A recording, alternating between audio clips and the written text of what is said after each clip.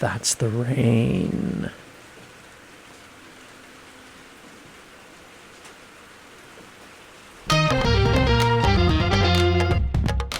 Hello, and welcome to my Art Update podcast thingy. This is update number 73. Have you ever heard the rain? And if you haven't, well, you have now, because I put it right at the beginning of this podcast. This podcast, by the way, is designed to keep people who know me, Andrew Woolner, up to date about what is going on for me artistically. Some life updates might get rolled into that because, sometimes these updates need context. So, if you know me, you're welcome here. But you also don't need to feel obliged to listen. If you want to keep caught up, I'd say this is a decent way of doing it. You could also join the mailing list at awoolner.com/be the audience, separated by hyphens. But anyway, this recording is just for people who are interested, not trying to go viral on this, not trying to hard sell you on it. And if you don't know me and you've stumbled across this somehow, I don't know, you're just looking for podcasts with the word Andrew in the title, you're also welcome to listen, but you might be missing the context. That is my life. That sort of people who know me have a little bit more depth on. Anyway, if you're just joining now, you might want to check out episodes 1, 2, and 52. Those are going to bring you up to date about what I've been doing with my life over the last 20 some odd years. I'd stick with those and advise against binging the whole series. I didn't record them to be listened to that way, and you may hurt yourself trying. And I just want to take this opportunity to wish a big happy birthday to my sister, Emily, who doesn't listen to these updates. But I'm doing this anyway. There we go. Happy birthday, Emily. It is still technically her birthday in Canada as I record this on June 28th. So we've had a bit of a break from the interminable heat in Yokohama, which means that it's raining. I'm also not enjoying the break from the heat much because I've got this cold that's been making the rounds through the ensemble for the last week and a half. So, low fever, low energy, no appetite, which is how I know this is for real because I'm always hungry. And less ability to concentrate than ever. And as I'm speaking this, I'm feeling a little bit of in my throat. So hopefully that is psychosomatic and not an actual throat dimension to this stupid cold coming on. So this is day 2 of it. I'm better today than I was yesterday. Yesterday, I spent a good chunk of the day in bed. Today, I'm up and moving. I feel like I want to be in bed, but when I go to the bed, I can't sleep. I can't do anything other than not just roll around in uncomfortable positions. All right, blah, blah, blah. Anyway, enough about my fever. So, with all this comes less ability to concentrate than ever. I've got a bunch of stuff to get done. I'm actually stuck at home. Had to cancel my my meetings that I had planned for yesterday and still didn't really get anything done because I'm so just blah, blah. But yet, I bring you these updates carved on stone tablets. They are not carved on stone tablets. So here are the updates. We've YTG updates. We've wrapped up week 3 of rehearsals for Oblique. It was good, really good to have Monique back this week for 2 intense movement sessions. But Wednesday, sadly, was Monique's last day. With her this week, we worked on Laban movement stuff. It's a way of breaking down human movement into categories. And I'll be honest, I'm actually not really. I'm fairly skeptical about these systems that usually dancers come up with when they break down human movement. Not in kind of in general, but because a lot of them seem to be making truth claims about human movement that I'm not sure are really provable, right? But having said that, these definitely work as metaphors. They definitely work as a tool for aiding character creation and also just playing around. I think in retrospect, while this was interesting, and I think the others appreciate it, and we did some interesting work based around this, I would have liked to have continued with the contact improv from 2 weeks ago because I felt that was gelling the ensemble better. But Kaito also has a background in movement, and he's going to be taking over our movement mornings from this coming Monday. So hopefully we'll be doing sort of more things that'll bring us, in close together. All right. Right. So we also played around with thematic ideas again this week. We created environments so this is one of my suggestions. We created environments that were oblique. So like things that, where you're there, but you can't necessarily know what's going on outside of the environment. Or, yeah. So an example would have been, we did a pillow fort. We did a lifeboat. I think we did something else. But anyway, that kind of thing. I really wanted to do submarine, but I think I let the group vote and we decided pillow fort first. And then we never got back around to submarine. But I thought submarine is like a really interesting environment where there's an element of obliqueness. Because you're also, even when you're looking at things, like when you're underwater and you're looking through the periscope, you're actually seeing everything through mirrors, right? So that's oblique. You're like looking around the corner, so to speak. Right.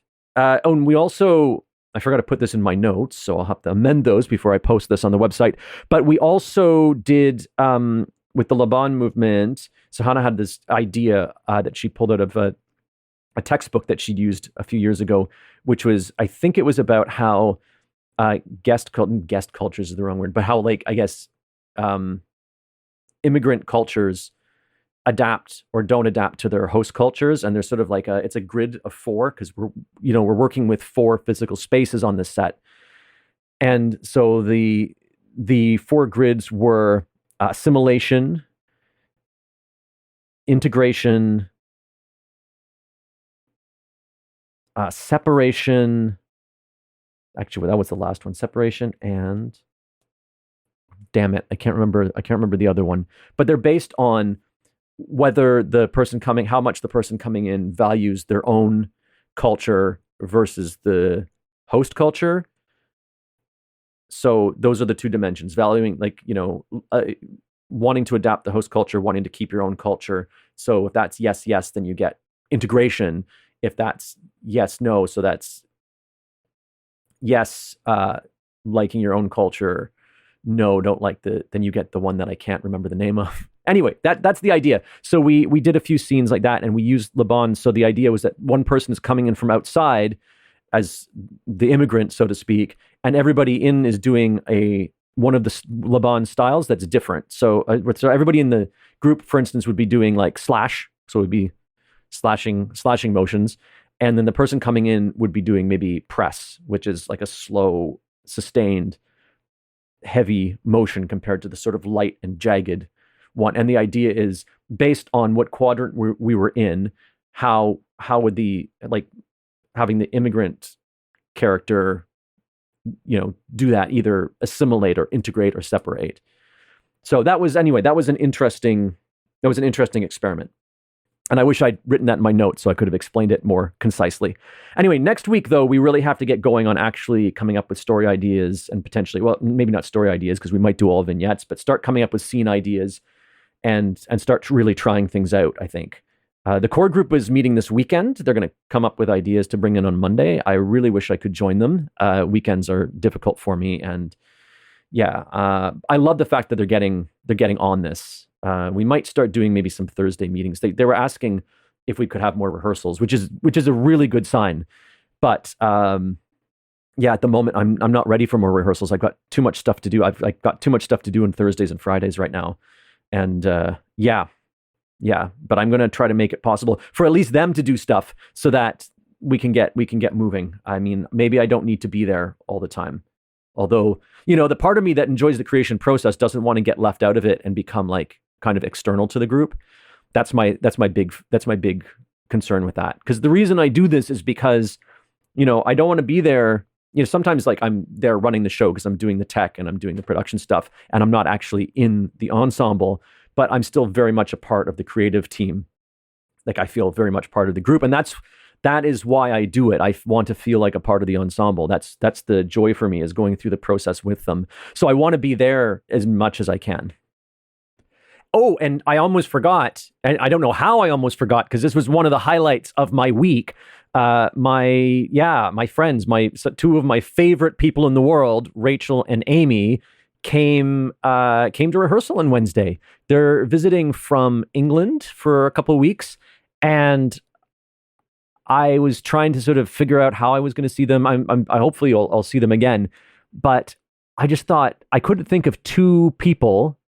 And again, just so happens they're traveling together. I couldn't think of two people who would be more perfect to drop into rehearsal and to see what I do and how I work and what the dynamic of the room is, and just like who would also be willing to sort of dive in and do weird movement stuff with us. It was, yeah, so it was fantastic. And I made the right call. They, they fit. This is, I mean, to be honest, this is the kind of group we can really drop new people into easily. But even so, this is not something I'd normally do. But yeah, it just, I don't think there might not be, there are probably other people in the world who I could, if I racked my brains, I could think of who could do this. But it was perfect. It was wonderful. And I got to spend a little bit of time with them, and they got to see what I do, which was actually really, really meaningful for me, because both of them previously, when they lived in Japan, they've seen my shows and they've watched my shows online, but to actually see what's going on behind the scenes and like how we start the creation process, I was very, very, very, very excited to show that off to them. So yeah, moving on. Nerd Night updates. Not much here. I just need to get the ticketing link up. That's got to happen kind of today. Should have happened last week, but with the new venue, I had new venue stuff going on. I was really busy, and I was trying to create, like I think I mentioned in a previous update, I was trying to create our own ticketing site, so I didn't have to go through this awful thing that charges a lot of money, but I wasn't able to do that. So I'm back to creating the event on there.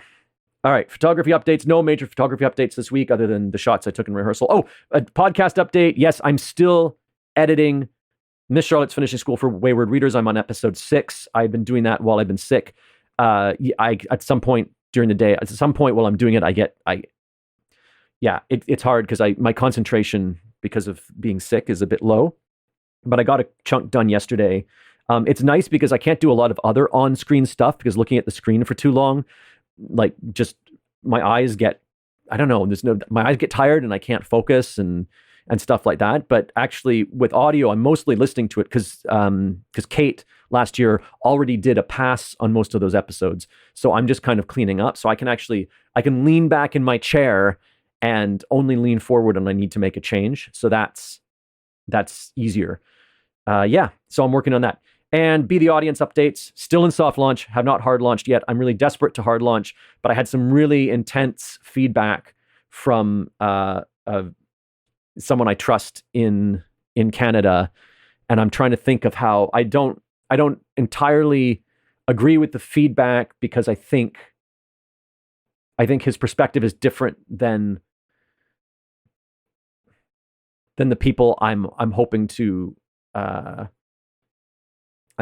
sort of bring into the project. But he did make a few good. I do think that his point of view actually does need some dealing with in that write up. So I'm going to do that. All right. Well, that's it for this week. I hope you enjoyed the rain at the beginning, and I think I finally have my sound set up okay. We'll find out after I edit this. Well, I mean, as edity as I get after I adjust the levels and stuff like that. Because the last 2 shows I was recording off my Zoom recorder, just recording directly onto the SD card in there to eliminate background noise from the audio interface, which I think happens because my little mini computer here, it's a tiny mini micro ITX board, and so everything's punched in, and there's no I think when you plug a USB device in, there's what they call a ground loop. It's hard to explain, but essentially what it means is that there's a buzz on the line, and that's because my audio adapter that I was using actually pulls power from the USB bus. It doesn't have a separate plug. So I got my old audio interface, the one that used to cause my computer to crash every time I restarted it if I didn't unplug it first, because it's basically its drivers are 10 years old, and the company doesn't support it anymore. But I got that working. That one has an external power plug, so it doesn't, I don't think, has the ground loop problem. So you hopefully aren't hearing a or anything like that in the background. Anyway, okay, yes, I've prattled on too long. I shall go, and I'll talk to you next time. And we're out.